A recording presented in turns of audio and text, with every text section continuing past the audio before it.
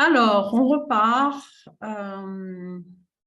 sur un atelier de travail qui découle de l'étape antérieure et en particulier de votre vision de synthèse sur les pistes de solutions que vous avez envisagées. Donc là, l'idée, c'est de vous donner un outil qui s'appelle la matrice enjeu faisabilité ou enjeu accessibilité, dont la finalité, c'est de vous aider à prioriser les solutions, surtout quand il y a des conflits un peu idéologiques dans l'environnement où vous êtes. Ça vient introduire de la rationalité et de l'objectivité sur la contribution des actions que vous envisagez ou des solutions aux enjeux de votre entreprise. Donc, en fait, là, l'objectif, c'est vraiment de prioriser les solutions et de les proposer au comité stratégique ou à votre comité de pilotage, jalonner la mise en œuvre des solutions avec résultats à court terme, moyen terme et long terme. Donc déjà, à minima, c'est de les prioriser, de voir effectivement si on peut les mettre assez vite en place. Donc, l'outil proposé, c'est la matrice enjeu faisabilité. Alors, la notion d'enjeu, elle est toujours à relier aux enjeux stratégiques de l'entreprise dans laquelle vous êtes. Et il faut, si vous ne les avez pas en tête, il faudra les redemander à votre client, puisque c'est lui ou au comité de pilotage de bien les lister et de les définir. Et puis, ça peut être aussi des enjeux plus circonscrits, mais qui sont liés à votre périmètre de travail, avec l'idée que, en tout cas, cette action que vous avez menée, ce projet que vous menez, il est à relier aux enjeux majeurs de la structure à laquelle vous appartenez. Alors, la notion d'accessibilité, elle est en référence aux moyens requis pour mettre en place l'action, mais aussi au degré d'acceptabilité sociale de l'action. Et puis, du changement requis. Par exemple, si on a juste des ajustements sur les méthodes de travail, il n'y a peut-être pas lieu de toucher, on n'a peut-être pas besoin d'ailleurs de prioriser ça. Il y a ensuite les actions qui vont toucher par exemple plusieurs secteurs d'activité. Et là, on est sur de l'évolution. Et par contre, vous pouvez aussi avoir de gros projets de transformation. Je prends un exemple, on avait 6 directions et on doit en passer une seule.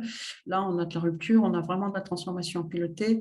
Et donc, il faut avoir en tête que la mise en œuvre, elle ne va peut-être pas s'opérer du jour au lendemain, sauf à choisir effectivement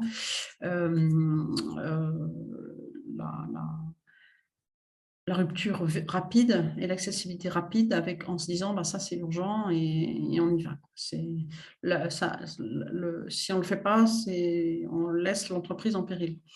Donc,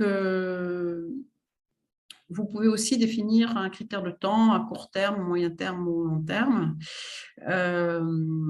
Et ça vous donne en tout cas une idée des thèmes sur lesquels vous allez devoir vous focuser au point de départ et mettre l'énergie de départ dans la mise en œuvre du plan d'action. Donc, ça vous donne en tout cas comme livrable les solutions priorisées et les jalons de mise en œuvre. Alors, vous voyez que voici la matrice, donc avec 4 parties, enjeux en haut, accessibilité en droite et enjeux forts ou faibles, accessibilité forte ou faible. Voilà. Donc concrètement, comment je vais faire fonctionner cette matrice? Donc du coup, vous êtes au clair sur vos analyses, vous êtes au clair sur déjà les premières pistes de solutions que vous avez repérées par enjeu d'amélioration. Et donc, vous avez, on va se dire, vous en avez de 10 à 15 pistes de solutions. Et en l'occurrence, il va falloir se dire par lesquelles on va démarrer. Et est-ce que toutes ces pistes de solutions répondent à nos enjeux et sont faisables facilement? Donc, du coup, c'est typiquement un atelier qu'il est prudent de faire au minimum à 2, plus si c'est possible. Et quand c'est envisageable, faites-le aussi. Vous pouvez aussi très bien, même si vous l'avez fait vous-même, vous pouvez très bien refaire l'exercice en comité de pilotage pour l'amener à prioriser. Donc, en l'occurrence, choisir un animateur de l'atelier, reformuler les enjeux du projet, reprendre les enjeux stratégiques et les écrire pour que tout le monde s'en souvienne. N'allez pas au-delà de 5 enjeux, ce n'est pas pertinent.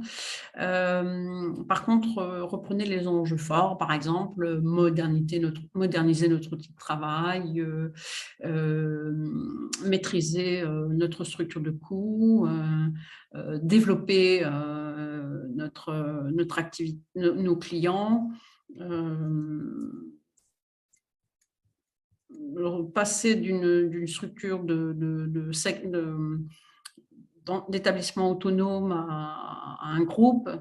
Enfin bon, bref, je vous passe les détails de ce que vous pouvez trouver, mais néanmoins, je pense que vous n'aurez aucun souci pour les identifier, vos enjeux. Allez par contre en vision méta, c'est-à-dire que l'idée, ce n'est pas de rentrer sur les micro-détails. Là. On est vraiment sur les... En gros, l'enjeu, si on ne fait pas ça, qu'est-ce qu'on risque? Ce n'est pas tout à fait la même chose que l'objectif. L'enjeu est au-dessus de l'objectif. Donc, ensuite, vous reprenez toutes les solutions identifiées et vous les listez sur une feuille de paper pour que ce soit visible par tout le monde. Et vous attribuez un numéro à chaque solution.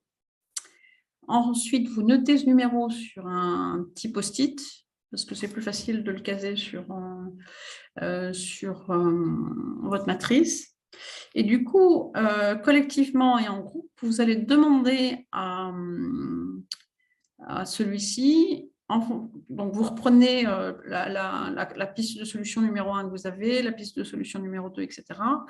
Vous les avez numérotées et vous avez mis ce numéro sur un post-it. Donc là, vous allez demander en quoi cette solution répond fortement à nos enjeux, en quoi elle contribue à répondre à nos enjeux et en quoi elle est faisable. Donc, vous voyez que là, en fonction de la réponse, eh bien, vous allez positionner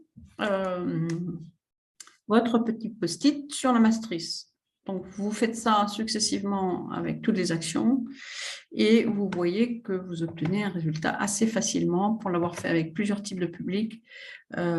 C'est un exercice facile à faire, enfin, qui est assez consensuel et qui est généralement, enfin, j'ai jamais eu de souci pour gérer ce type d'atelier avec des gens de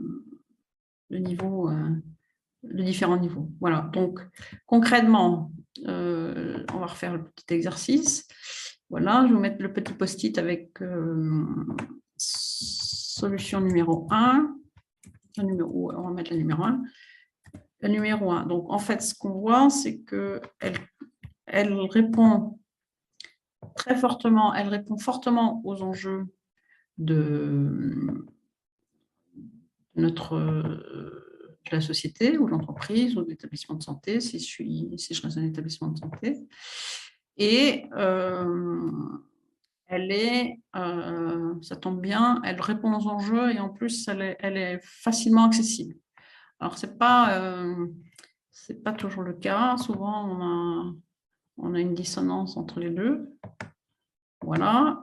Et donc, du coup, vous allez placer votre action là. Par contre, l'action numéro 2, on voit qu'elle répond fortement aux enjeux, mais par contre, il va nous falloir plus de temps pour obtenir des résultats. Et donc, on va, vous voyez, la décaler ici, parce qu'elle répond moins aux enjeux de la première, mais elle y répond elle répond quand même. Et donc là, on va la faire figurer ici. Et c'est là le numéro 2. Alors, ce n'est pas pour ça qu'elles sont là qu'on ne va pas les prendre en charge.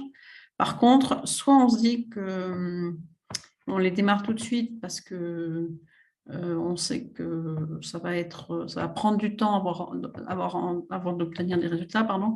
Et donc, on a intérêt à le faire assez vite.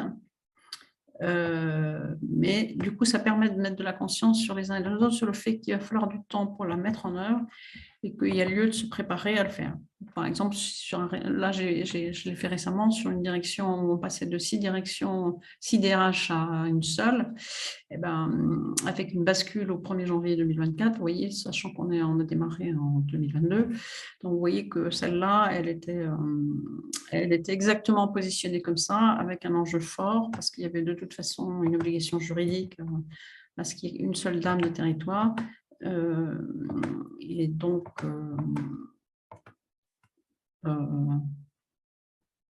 en conformité avec le texte de loi, on avait intérêt à le faire assez vite. Par contre, à la lancer pour avoir des résultats concrets et tangibles au 1er janvier 2024.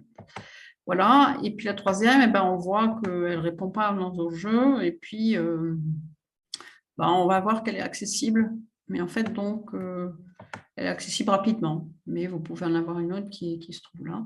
Donc, voilà comment on fait l'exercice. Et ça remet en perspective la durée de la mise en place, en fait. Il y a un double effet avec cette matrice. Un, elle vous permet de prioriser. Parce que, par contre, vous voyez qu'on on en a fait 3, peut-être sur 15. Mais si on en a trop, il y en a certaines pour lesquelles on va se dire, ça, on le différera dans le temps. Ensuite, on a les notions de quick win. Et les quick wins, on va les trouver plutôt ici, avec la possibilité d'obtenir des résultats très vite et très mesurables et très tangibles rapidement. Donc, ça, en tout cas, elle a pour vertu cette matrice, 1, de ne pas être compliquée à utiliser, 2, de remettre de la perspective et de la hauteur pour l'ensemble du collectif avec qui vous travaillez, et de motiver en fait la priorisation des solutions, et aussi de les échelonner dans le temps, dans la mesure où on se dit, c'est pas certain. En l'occurrence, celles qui sont en haut, là, on va démarrer par celle-là, mais on sait que pour certaines, on va devoir attendre pour avoir des résultats concrets. Voilà. C'est aussi simple que ça. J'espère que sur la base de cette explication, vous allez pouvoir vous-même vous y mettre. Donc, en fait, dans la cohérence des choses, j'aurais pu vous présenter les modalités de production d'un rapport d'état des lieux ou de diagnostic avant de faire cette matrice. Néanmoins, comme si vous êtes en groupe et en atelier de travail ou en équipe projet, je vous suggère du coup de faire l'exercice entre vous, comme ça vous serez à l'aise pour le refaire en comité de pilotage s'il y a lieu de le reprioriser en comité de pilotage. Donc, ça vous permet aussi de proposer une hiérarchisation des pistes de solutions dans votre rapport de synthèse que vous allez préparer pour le COPIL. Voilà, je vous remercie. Et puis, du coup, là, on se retrouve dans la prochaine vidéo pour les modalités de production d'un rapport d'état des lieux ou de diagnostic ou d'audit à soumettre au comité de pilotage. Je vous remercie.